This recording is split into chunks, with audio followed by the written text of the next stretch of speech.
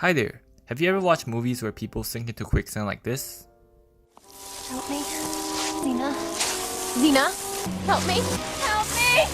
Help me.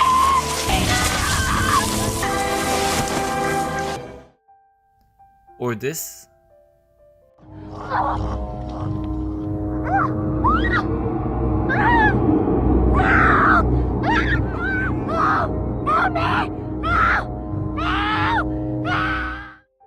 A portion of movie directors in the 80s and 90s really like to show this scene where the audience can see someone sinking in mud or quicksand.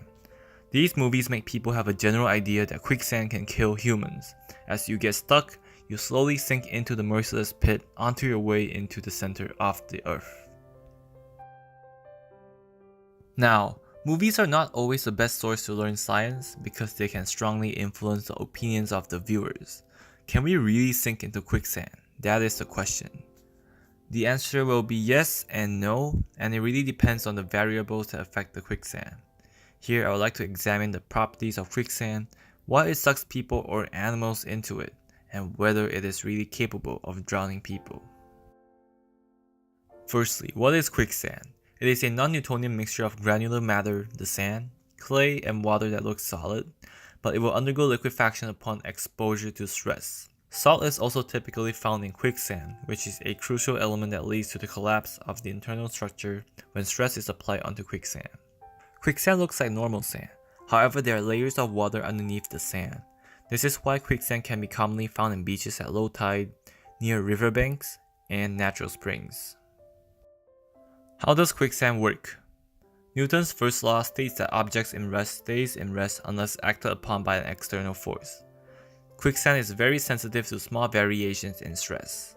When a quicksand forms naturally, the viscosity will slowly increase over time, which is similar to that of clays as water content drops over time. From a microscopic point of view, there exists the formation of a fragile colloidal gel that has random, delicately balanced structure.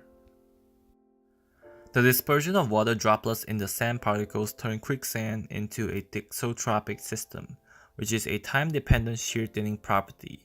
Examples of thixotropic systems include ketchup and landslides. As shear increases, the viscosity decreases.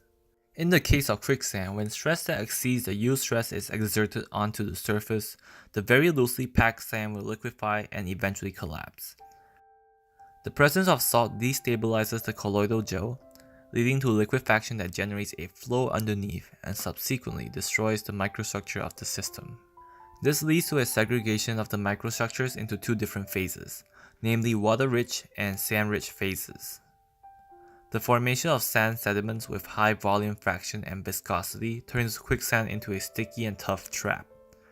The relationship between shear stress and viscosity of quicksand can be seen in these graphs.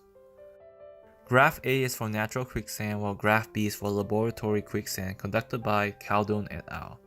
At the shear stress of 1.32 pascals, the viscosity of natural quicksand experiences a drop and then rapidly increases.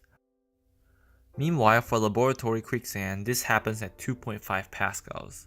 This has to do with the natural structure versus the dispersion of water and sand and clay in the laboratory quicksand. When a person falls into quicksand, they are stuck in the densely packed, wet sand which has undergone stress-induced liquefaction. The higher the stress applied onto quicksand, the greater the liquefaction effect, which makes the quicksand become even more liquid-like. When people are trapped in quicksand, they are trapped in the sand sediment. The natural reaction is to wiggle to escape from quicksand, but it is extremely difficult to do so, compared to how easy it is to actually fall into quicksand.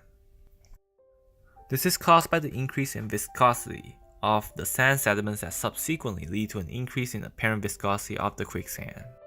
In order to escape from the quicksand, the main technique used is to liquefy the sand sediment. Introducing water to quicksand helps to alleviate the high viscosity issue, but a lot of force is needed to inject the water into the quicksand.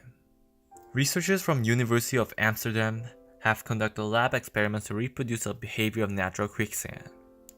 The results obtained indicate that a force of approximately 10,000 newtons is needed to pull out a foot as water is introduced into quicksand at the rate of 1 centimeter per second.